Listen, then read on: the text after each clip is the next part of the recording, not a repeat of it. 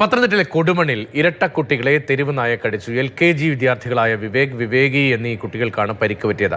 പ്രാഥമിക ചികിത്സയ്ക്ക് ശേഷം കുട്ടികളെ കോട്ടയം മെഡിക്കൽ കോളേജ് ആശുപത്രിയിലേക്ക് മാറ്റി. CK അഭിലാൽ ചെന്ന. അഭിലാൽ, എത്രത്തോളം ഗൗരവമുണ്ട് പരിക്കിന്?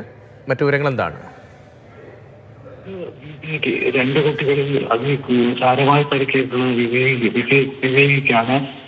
കഴുത്തിന് മേൽ നായയുടെ കടി ഏറ്റിട്ടുണ്ടെങ്കിൽ അത് ഹൈ റിസ്ക് കാറ്റഗറിയിലാണ് ഉൾപ്പെടുത്തുക. അത്തരത്തിൽ ഗൗരവകരമായ പരിക്ക് എന്നുള്ളതാണ് ആരോഗ്യ വകുപ്പും ചികിത്സ ഡോക്ടർമാരും കണക്കിലെടുക്കുന്നത്. വൈകുന്നേരം 6 മണിയോടുകൂടിയായിരുന്നു സംഭവം. വീടിന് അടുത്ത് ട്യൂഷന് പോയിരിക്കുകയായിരുന്നു കുട്ടികൾ ഇരുവരും. ശേഷം വീട്ടിലേക്ക് റോഡ് വഴി നടന്നു പോയ വേളയിലാണ് തെരുവുനായ കുട്ടികളെ കടിക്കുന്നത്. കുട്ടികൾ പരിഭ്രാന്തരാവുകയും ഓടി റോഡിൽ വീഴുകയും ചെയ്തു. കുഞ്ഞുങ്ങളുടെ നിലവിളി കേട്ട് സമീപത്തുള്ള ആളുകൾ ബഹളം വെച്ചതോടുകൂടിയാണ് തെരുവുനായ കുട്ടികളെ വിട്ട് ഓടിപ്പോയത്.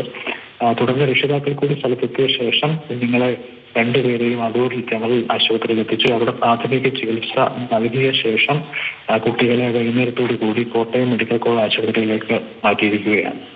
CK അഭിലാലാണ് വിവരങ്ങൾ നൽകിയത്. സമാനമായ നിരവധി സംഭവങ്ങളുണ്ടായി. അതിനിടയിലാണ് അല്പം ഗൗരവമുള്ള പരിക്കുണ്ട് എന്ന നിലയിൽ ഇപ്പോൾ അഭിലാൽ പത്തനംതിട്ടയിൽ നിന്ന് വിവരങ്ങൾ നൽകുന്നത്.